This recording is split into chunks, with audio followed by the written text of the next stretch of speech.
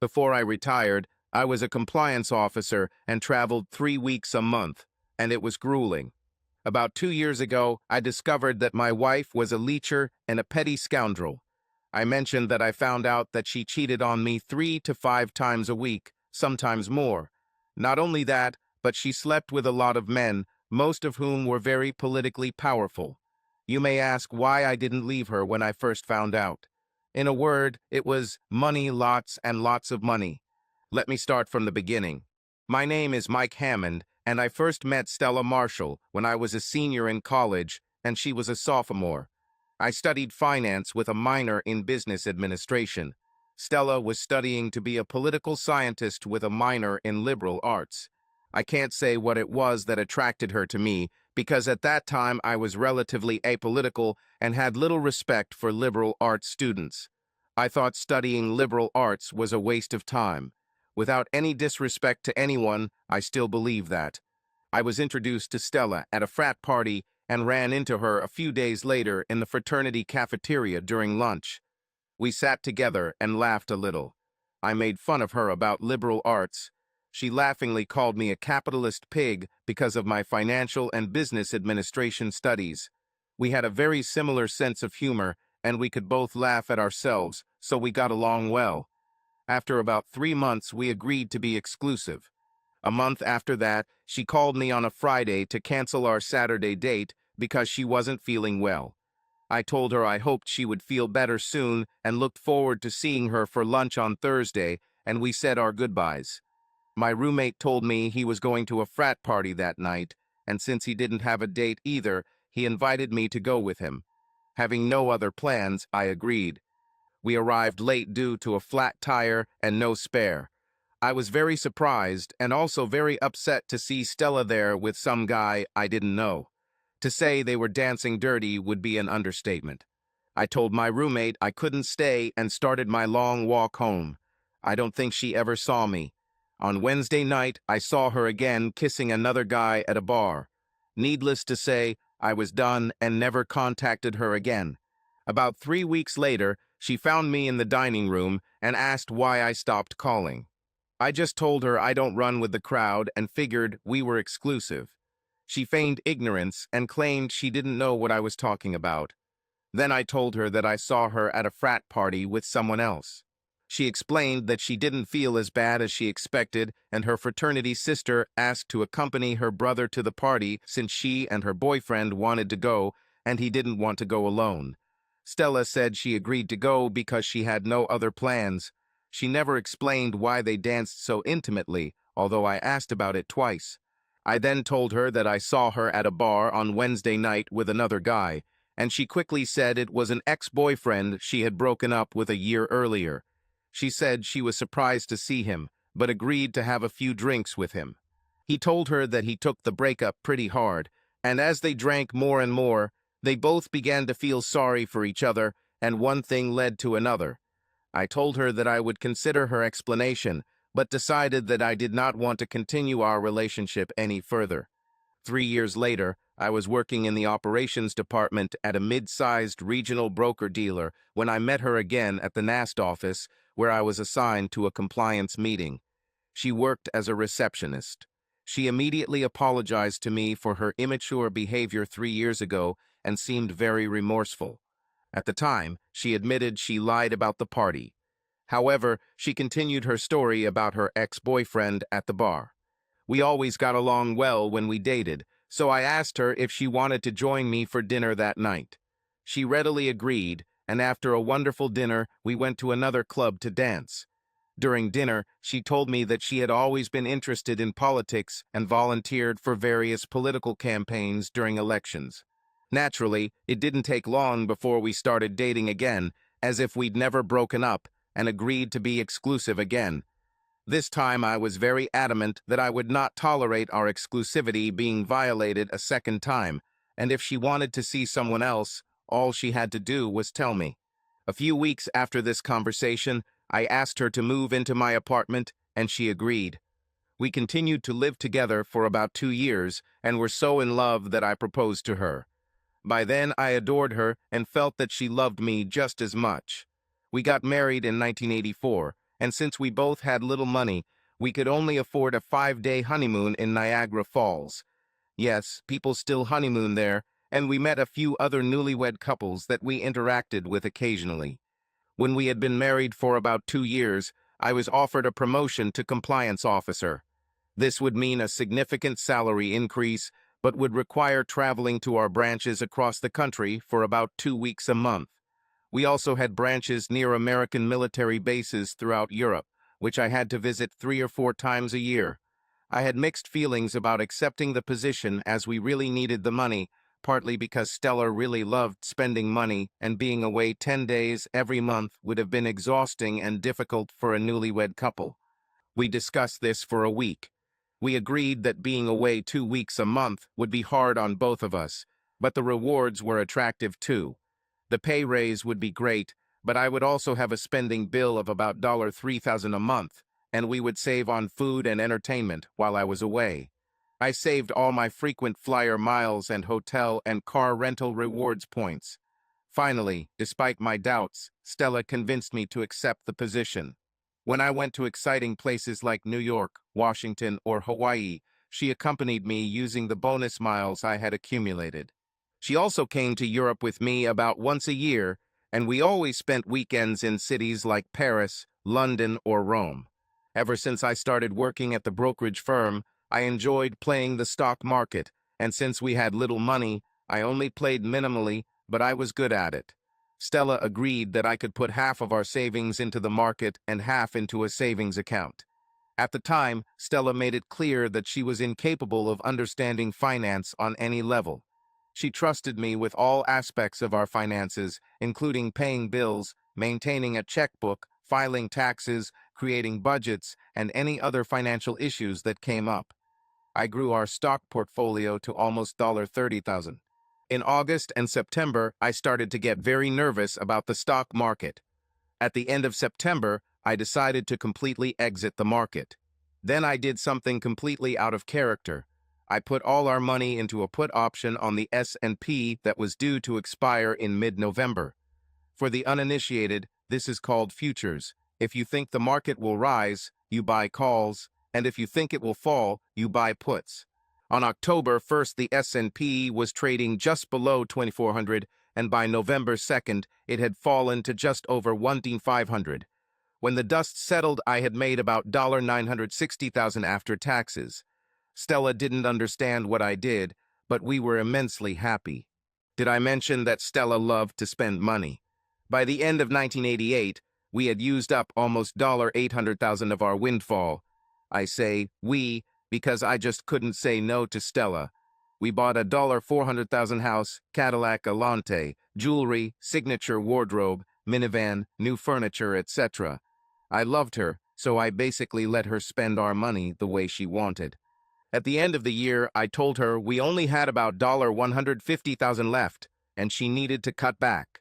She agreed to do it reluctantly, but not as reluctantly as I had hoped. I decided not to tell her about our investments anymore, and the next time I went to Europe, I opened brokerage accounts for shell companies in 2 Swiss banks with $5,000 in each. At the time, I was allowed to invest $10,000 a year overseas, and that's exactly what I did. Over time, I gradually increased my investments in European accounts. I continued to invest here, but more peripherally. Life was great. We enjoyed paid vacations 3 to 4 times a year and were completely in love. In February 1997, Stella told me she was pregnant, and we were thrilled. She continued to travel with me for the first 4 months, but then said that traveling was becoming too inconvenient for her, so she stayed home for the rest of the pregnancy. Our son John was born on December 3rd. It was a difficult birth, and Stella had to have a cesarean section, after which she told me she didn't want to go through that anymore. That's why I agreed to have a vasectomy. I loved our son and adored him every free moment. When I was home, I insisted on taking it with me everywhere. Since I was away 24 hours a day when I was traveling, my company required me to work 2 to 3 days a week during my non-travel weeks, which gave us a lot more time together during those weeks. I also noticed that Stella wasn't as attached to John as I was, but I chalked that up to her being with him so much in my absence. After his birth, Stella significantly reduced her trips with me. I thought it was because of the child. I also began to notice that she became less intimate with me, and our sex decreased from 4 to 5 times a week to maybe once or twice when I was at home. Little did I know, in 2005, I was offered a promotion to senior inspector. This time my salary almost doubled, but I would have to travel almost 3 weeks a month, and my expense account increased to $7,000 a month. Now I had a dilemma. If I had not accepted the offer, it would not have been offered again, and the salary increase was very attractive, but my absences from home would have become even worse. I again presented the proposal to Stella, thinking that she would be against it, but surprisingly, she strongly recommended that I accept it.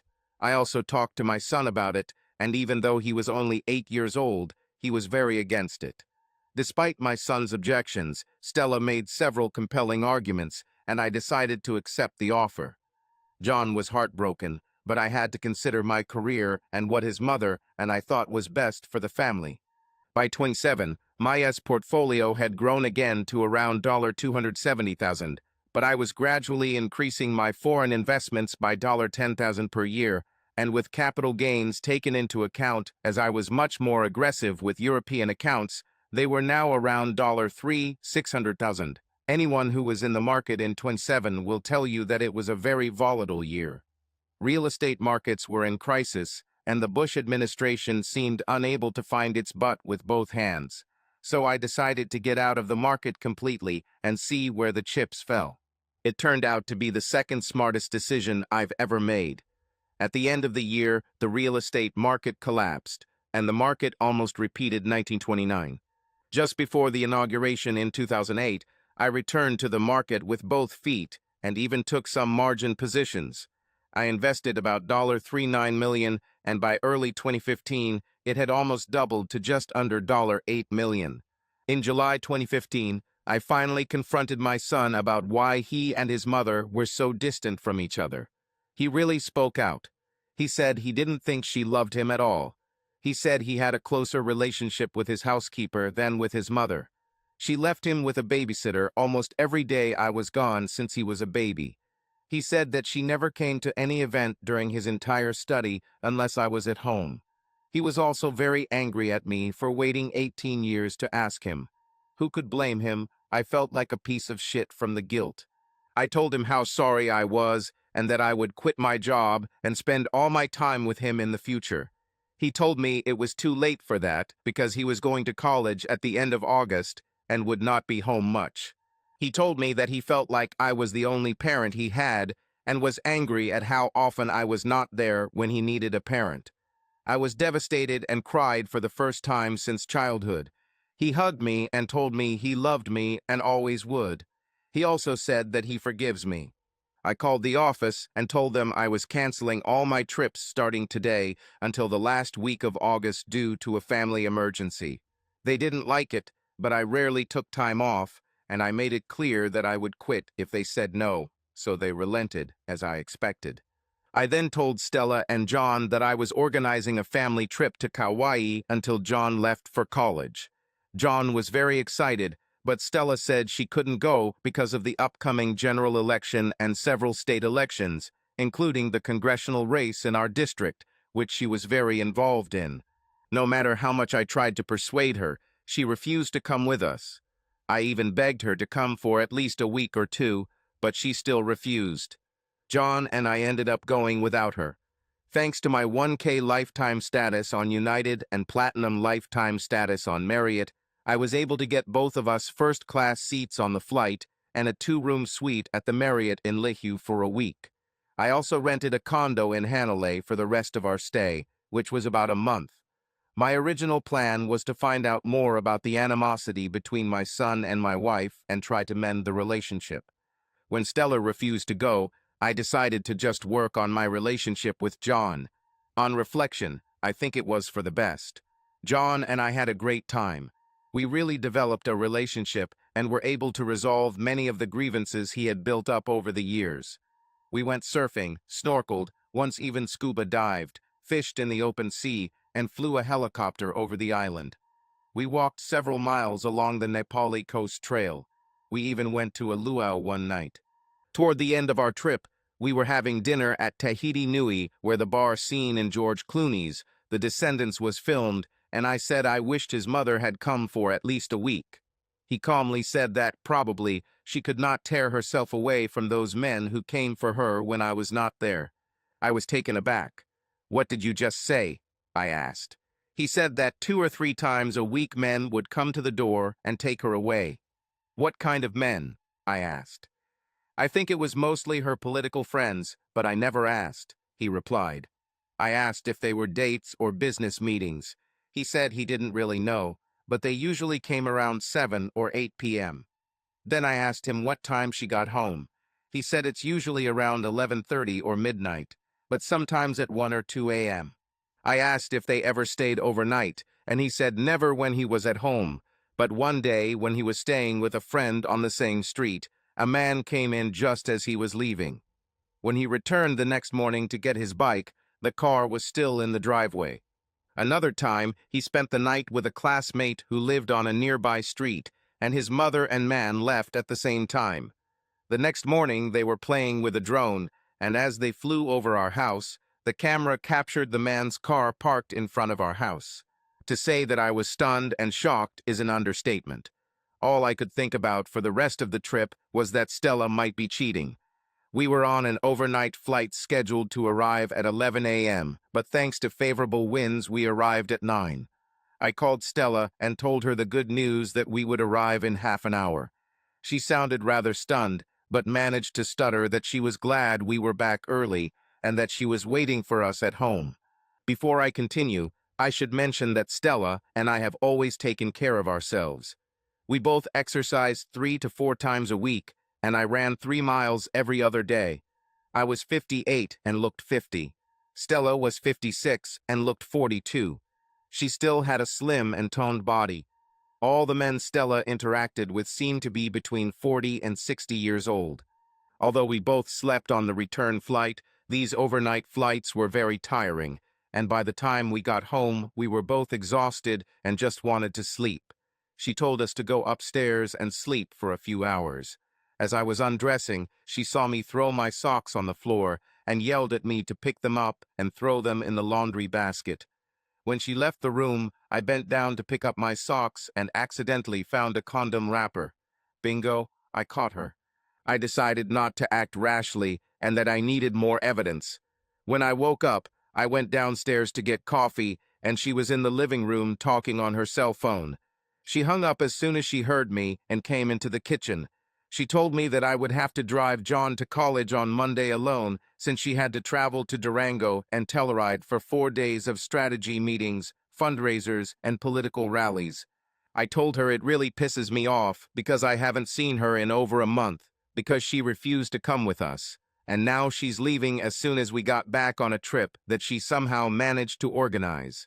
She apologized and said she understood my anger, but there was nothing she could do. I said what was even more annoying was that she knew I was leaving next week for a week and could have left then instead of my week at home. She also started to get a little angry and said that she had nothing to do with the planning of this trip and was not involved in the schedule. I reminded her that she couldn't even take a week off to spend a week with her family in July because of the election, which was 4 months away. She countered that general election years were always busier, and they started strategic planning in March or April. I reminded her that in 2008, when the president first ran for office, he took the month of August off to visit his grandmother. This ended the argument, and she ran into our bedroom, slamming the door. Needless to say, the atmosphere remained tense for the rest of the evening. In fact, I wasn't that upset that she was leaving because I didn't want anything more to do with her, and her absence would allow me to start implementing my plan. When John came downstairs, I asked him when he needed to be in Lincoln to start his studies. He said he wanted to be there by Tuesday evening. I said that if we left early on Tuesday morning, we would make it in time. He agreed, and I asked him to let his mother think we were leaving on Monday. At dinner that night, Stella told me that she thought it would be better if I slept in the guest bedroom that night. If it had been left up to me, I would have done it anyway, but since it was her idea, I said that's bullshit. It's my damn house, and I'll sleep in my damn bedroom whether she likes it or not. When she threatened to just lock the bedroom door, I made it clear to her that I would break down the door and throw her out of my bed. She knew I was deadly serious at that moment because in our 32 years of marriage, I had never used that kind of language or spoken to her in that tone. Of course, when I went to bed, she was in the guest room. It still pisses me off that I spent all this time providing a home and a very comfortable lifestyle for my family, only to be told where I can or cannot sleep by a cheating slut who takes everything and gives almost nothing in return. You can't imagine how angry I was. She was up at 6 a.m. on Monday and was in the master bedroom finishing up packing and taking a shower. Instead of lying there and listening to her nose, I went downstairs and made coffee. She came down all cheerful and joyful and asked me to pour her a cup of coffee, which I ignored. She gave me an angry look and made herself a cup of coffee. When she tried to kiss me goodbye, I just turned away and she got angry again. When she heard the car horn, she grabbed her things and left. I looked out the living room window as they drove away, and she was sitting very close to the driver. I knew John was pretty disappointed that we weren't leaving that day, so when he got up, I told him that if I could run a few errands that morning, we could probably leave around 11 or 12 if he'll be ready. This made him happy, so at exactly 8 o'clock, I called the private detective agency and asked for an immediate meeting. Luckily, they were just opening, and they told me they could see me at 9, so I headed downtown. I told them my story and suspicions and what I wanted them to do for me. They agreed to come to my house the next day and install cameras and audio equipment throughout the house, and were even able to put a recorder on my phone so I could listen to both sides of conversations. They were also able to provide a GPS tracker and voice-activated recorder in Stella's car, which she luckily left behind. Also, if I could get my hands on her cell phone for a few minutes, I could install an app that would automatically send copies of all her text messages to my phone and record all her conversations on my laptop. By 11:30, John and I were on our way to Lincoln for his freshman year of college, unfortunately at Coos rival Nebraska. It was about a 4-hour drive with a short stop for lunch, and we arrived around 4 o'clock. I helped John unload all his things and was ready by 6. I expected to be very busy over the next few days, so I decided to have dinner with John and return that night. Traffic was pretty light on the way back, so I got back around 11 and went to bed at 11:30 p.m. The next morning, the detective agency showed up and began setting up their equipment. I was amazed at how small the cameras were. They installed everything and instructed me how to use everything. All cameras had a motion detector, and all audio devices had a voice detector. The best thing was that I could monitor the cameras in real time and turn the equipment on and off from my laptop. The only thing I had to do manually was check the recorder in her car. On Wednesday, I received a recommendation for a divorce lawyer from a friend in our legal department and scheduled an appointment for Thursday morning. On Wednesday afternoon, Stella called and said she would be home around 2 p.m. the next day and maybe we could talk.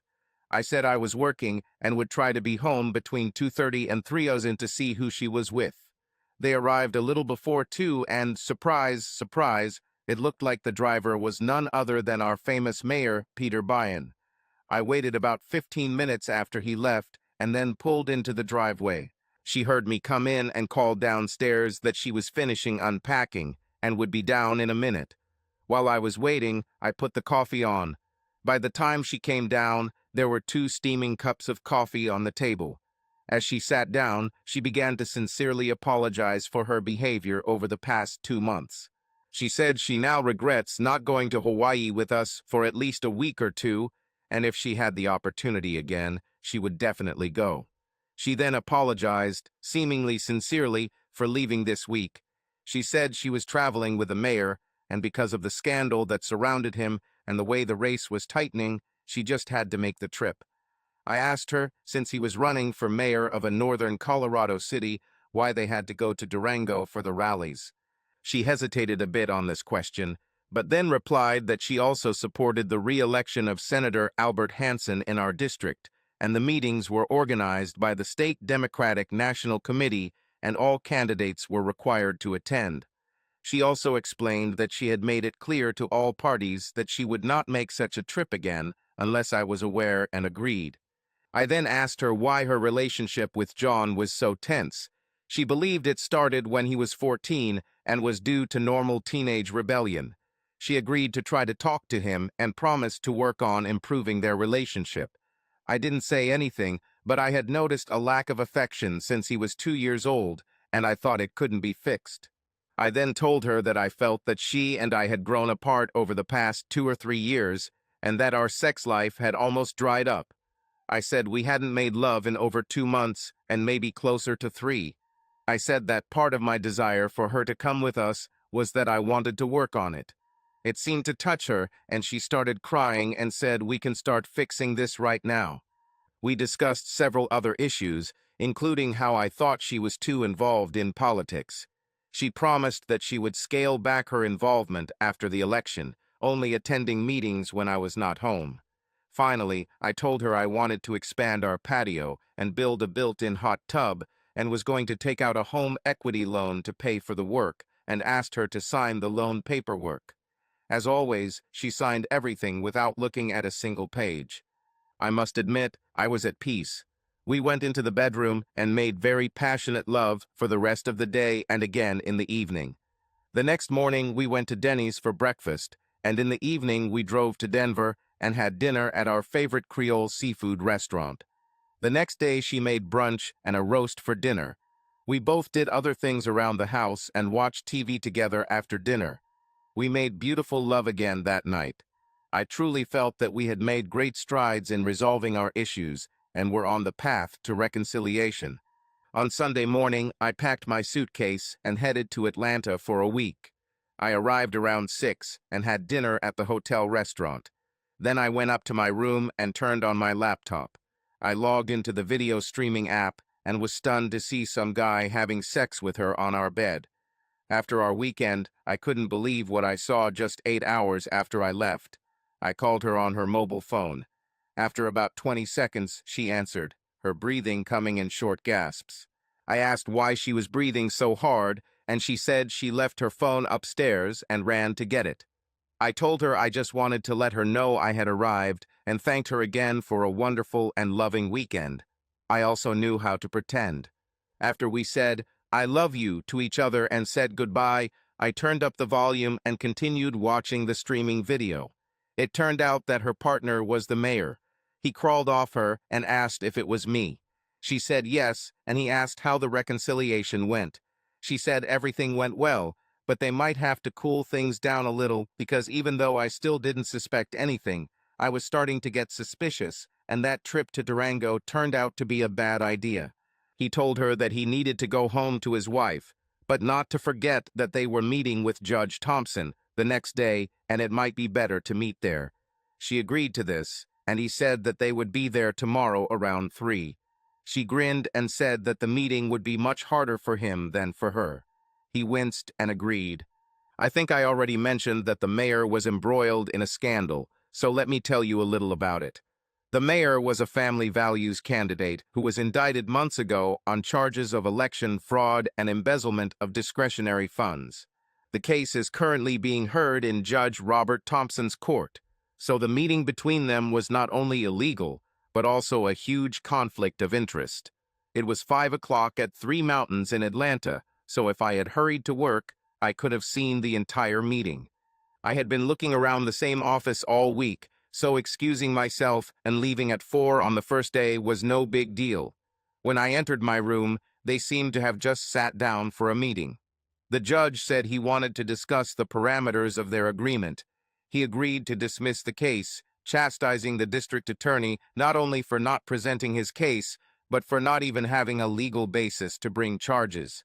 Before that happens, the mayor will transfer $200,000 to the judge's account in the Cayman Islands, and they will end their meeting upstairs.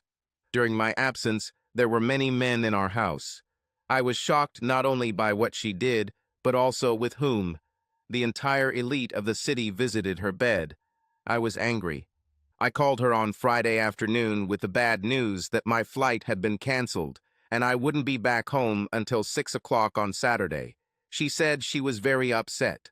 What a liar. I no longer knew who she was, but she was not the woman I married. I got home as planned around 6 on Saturday, and after such a grueling day, I was too tired for sex. I left early Sunday morning for a week in Portland. This week was much the same as the previous one, with multiple appearances by the mayor and senator, as well as a man named Harry Martin who was running for Congress in our district. He promised Stella that he would take her to the Super Bowl if he won the election. With the Broncos in contention for the big game, she was very excited about it. There were a few other new faces, including two guys who I thought were campaign managers or something. Anyway, I recorded everything on tape. My company was a fairly conservative organization, so over the years I had the opportunity to get to know some opposition party figures. I called one of them and said that I would like to meet him alone early next week.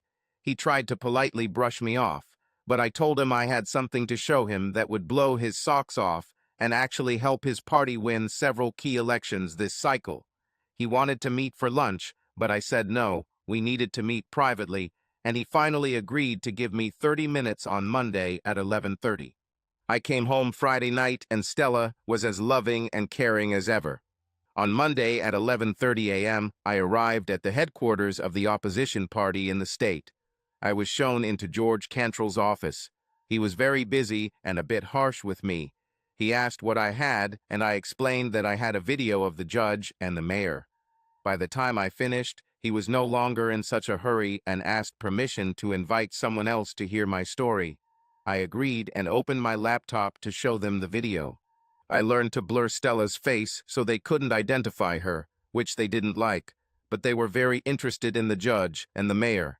I told them I could give them a copy of the recording, but only if they agreed to my terms.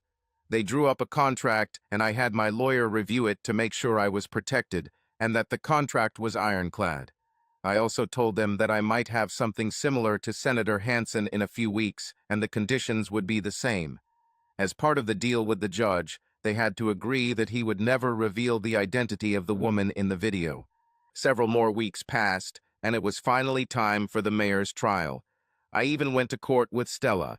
It seemed as if every party leader in our state knew what the outcome would be. You should have seen their faces when the judge attacked Mayor Byrne, calling him corrupt, a liar, a thief, and a hypocrite, among other things. I smiled. He then sentenced him to 6 years in prison without parole. The mayor was stunned and began shouting at the judge. The judge ordered the bailiff to remove him from the courtroom. Stella even burst into tears. I asked her why she was so upset, and she muttered something that I didn't understand, but inside I was laughing. I knew her punishment was just beginning. Meanwhile, the media blew up the story, and it became known nationally, including the mayor's outburst. I wondered if she would cry when she found out I was gone. Shortly after the verdict, the judge announced his retirement at the end of the year. The only problem I had was with George Cantrell, who constantly asked me for dirt on Senator Hansen. Finally, 2 weeks before the election, I agreed with George that they would show the video to Senator Hansen and give him the opportunity to withdraw from the race for health reasons, and also agree not to reveal the woman's identity. Of course, he agreed to the terms to avoid public outrage. Cantrell called me and asked if I had anything on Harry Martin. I said yes, but that he belonged to me, and George left me alone. Stella and I made up, and one day over dinner, she mentioned that if the businessman wins the election, the market will drop a lot, and I need to be willing to do what I did before to make big money. I asked her how she knew this, and she said that all the richest people in the country said the same thing and would sell. I nodded in agreement, but that wasn't exactly what they said. In fact, they were saying that they expected the market to fall if it won, and they were hedging their positions to protect themselves in that case. This never made sense to me. A very successful businessman runs for office and promises to open the floodgates to big business, while his opponent promises more of the same, and despite the market performing well under the current president, business has begun to stagnate. And I was predicting a pretty significant decline. Election night finally arrived, and it looked like the businessman would win. Of course, markets around the world began to fall, and I sat at my computer, buying all the calls on all the futures I could get my hands on. When I reached my limit on calls, I began buying stocks that I had previously identified as the best bets for a businessman to win. At the same time, I bought $700,000 worth of puts in my US account. By mid-December, my European accounts had skyrocketed to almost $300 million, while my American portfolio had dropped to about $20,000. I was very pleased to tell Stella that I had taken her advice and bought puts when the businessman started winning and that we had lost all but $20,000. I pretended to blame her and asked her not to give me any more investment advice. When my European calls expired in mid-December, I doubled my bet and bought calls to the limit again, expiring in February, and again bought attractive stocks with the remaining money. By mid-February 2016, I was worth a staggering $325 million. Harry Martin won his seat in Congress and, as expected, began looking for tickets to the Super Bowl and made flight and hotel reservations for the two of them.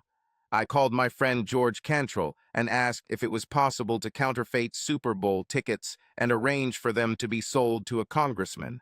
He said he could probably do it, and he actually did it. Stella came to me and begged me to let her go to the last political meeting in San Francisco the weekend of the game. I pretended to be annoyed and upset, but finally relented and allowed her to go when she vowed that in the future she would only participate in political events when I was not at home. On the eve of her departure, I again pretended to be unhappy with her departure, and she tried to calm me down with sex. The next morning, she woke me up and told me it was time to leave. I stood up, kissed her goodbye, and hugged her tightly. I watched as she got into the car and drove away, knowing that this could be the last time I saw her. Despite all my anger at how bad she treated me and disrespected me, it brought tears to my eyes when she left. If she had turned around and come back, perhaps I would have forgiven her and tried to repair our marriage. I doubt it, but it's possible. That day, I sent copies of all my videos to all the local TV stations and newspapers. I also sent the video to the congressman's wife and parents. I sent the video to the wives of Bob Anderson and George Williams, as well as the boards of Acme Coyote Industries and Sugar Beets Distribution, Inc. I even sent the video to the leaders of the women's movement in Washington. I tried to frame each and every person I knew that Stella was dealing with. By the way, Stella's face was not blurred in any of the videos I sent. Finally, I wrote a letter to Stella that read, "Dear two-faced slut, by the time you read this letter, I will already be far away. You are the biggest slut I have not only known, but ever heard of. Calling you a slut is an insult to sluts. Once I found out who you really were, I knew our marriage was over. Do you think Mayor Byron's conviction was an accident? Just watch the video and find out how he and the judge were caught. As you will also see, Senator Hansen dropped out of the race because of a video of him having sex with you. I wonder if he was thinking about family values when he did this. Oh, and your Congressman Martin probably already knows about the video, as do his wife and kids. Do you enjoy destroying families with small children? It must be. How did you like the Super Bowl? He was pretty stupid to think he could buy tickets to the 40-yard for $500 each. Did you like the hotel? I don't know why he asked you to make a reservation. Once I found the confirmation number on your computer, it was easy to cancel it. I heard you had to drive all the way to Monterey to find a motel room. Yes, that was my job too. Do you think I was as helpless as you told your lovers? Speaking of helplessness, I have also taken the liberty of sending copies of the attached videos to everyone in your family. I'm sure they'll be proud of what you've become. They too will no longer know anything. I filed a quitclaim deed and transferred the house into your name only, but you better sell it quickly. I took out a $430,000 home equity loan last September and still haven't made a single payment, so the bank will start foreclosure soon, if it hasn't already. Speaking of helplessness, when you told me to sell everything and buy puts if the businessman starts winning elections, I thought it was stupid, but to make you happy, I bought puts in our American brokerage account. Did I mention that I also put $430,000 of my home equity loan into this brokerage account, and that went into puts too? I almost forgot to mention, in 1987, when you blew $800,000 of our money in less than a year, I opened accounts using shell companies in Europe. I didn't tell you about it because I knew you'd squander it like Sherman through Georgia. I have been investing aggressively through these accounts since 1987. When my candidate started winning the election, I bought all the futures I could find through these accounts. These accounts are currently worth about $325 million. I plan to surprise you with this news when I retired, which unfortunately for you is now. I officially retired last week. If only you could remember the old saying that knees are friends and should be kept together, we would be entering our golden years with great opportunities and happiness ahead. Now I'm alone and wondering if you ever loved me. It hurts me even more because I tried to give you everything you ever wanted and clearly failed. I'm completely devastated. I doubt many people have ever hurt another person as much as you have hurt me. I am completely crushed and broken. Here I am now, a multimillionaire, but I have nothing. You completely destroyed me. I feel that deep down you have hated me since the beginning of our marriage, and I would like to know why. John knows how to contact me, but he knows that he should never give you this information. I have provided it and will continue to do so. He thinks you don't love him and isn't even sure you ever loved him. Maybe this is a relationship you can work on. Now we both know why you were so cold towards him. With so many men you entertained, you simply did not have time to raise your son. I think I loved you from the first moment I met you. It's a pity that I don't know how to turn it off. You completely destroyed me. Unfortunately, I will always love you. Mike. I put the letter in the bag and put my wedding ring on top. Left this in the center of our bed along with a few tears.